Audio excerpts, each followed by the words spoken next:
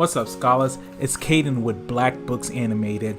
Here are 5 takeaways from Blueprint for Black Power by Dr. Amos Wilson that every black person should know.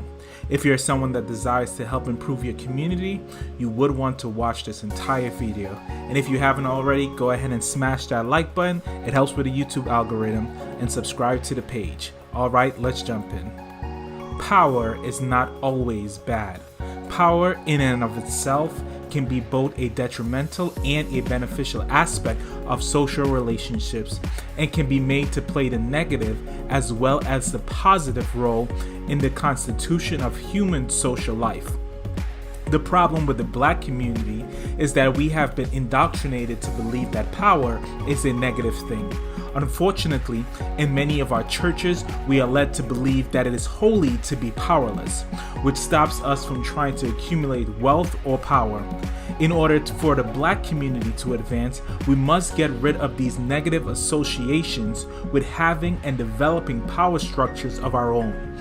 Many black people are still in a form of mental slavery, even 150 plus years after slavery. Point 2. Economic powerlessness means political powerlessness. The idea that the African American community can exercise effective power politically or otherwise without simultaneously exercising economic power is a fantasy.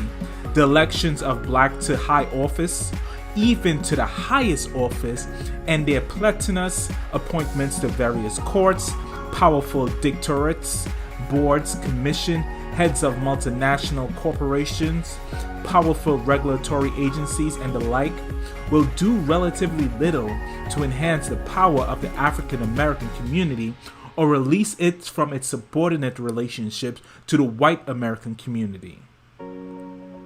Ultimately, the power of office reflects the power of the constituency it represents and which supports it. As long as the African American community is relatively weak, so will be its representative, no matter how high their office is. And this community will remain relatively weak as long as it remains in relative economic disorder, and will not amass and effectively utilize significant wealth. The greater power and influence of Jewish Americans, the growing power and influence of Korean Americans in Los Angeles and New York City, and other ethnic minority in America, despite their relatively small population and national voting numbers compared to the much larger population and voting population of the African American community, is just one example of this. Leadership. The relative powerlessness of the African American, as we have demonstrated, is not due to an absence of resources, but to the misjudgment and misguided intentionalities of their leadership. The vast resources of the African American community and their potential for conversion into formidable political economic power have been ruinously wasted or prostituted by leaders whose ineptness border on treachery. Food as a weapon. The dependency of a lot of African nations on Western food distributions mean that the West may use food as the ultimate weapon to maintain its domination of Africa. This situation prompted the CIA to publish a study entitled Potential Implications of Trends in World Population, Food Production, and Climate in 1974. It stated in bad years, when U.S. could not meet the demand for food of most of its would-be importers, Washington would acquire virtual life and death powers over the fate of multitudes of the needy. Without indulging in blackmail in any sense, the U.S. could gain extraordinary political and economic influence. In other words, control their food supply, and you hold their very life in your hands. This is one reason that no community can truly thrive while being fully resourced by a foreign power. The Black Church, the key to black economic empowerment. Churches are the major growth industry in the African American community. They provide its most influential, best trained, experienced, and independent leadership.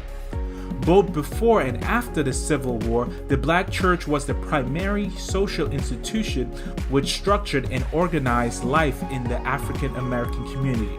But Christianity, as a central cultural institution, has not empowered the Black community in the same way it has empowered the white community, or as it has the other alien Christian communities, or in ways other communities are empowered by their own religious institution. As a matter of fact, Christianity, as it is practiced in the African American community, has probably done as much to disempower that community as it has to empower it. Wilson believes that the church, for all its financial and institutional power, could have a more significant effect on the communities that it resides in. One of the ways in which Wilson argues that the church has hurt the communities is by its attempt to moralize every problem. This argument would then mean that every problem could be fixed by moral means.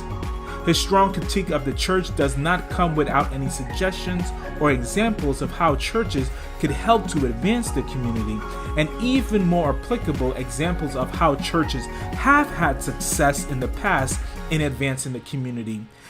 He gives one example in Allen Amy Church in Queens, New York, how the church was able to restore the community by buying low-income houses for seniors, homes for its members and the community members, and starting businesses that hired hundreds of people within their community.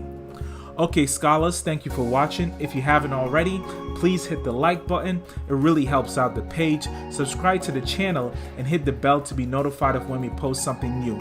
And remember, knowledge is power, and knowledge shared is power multiplied.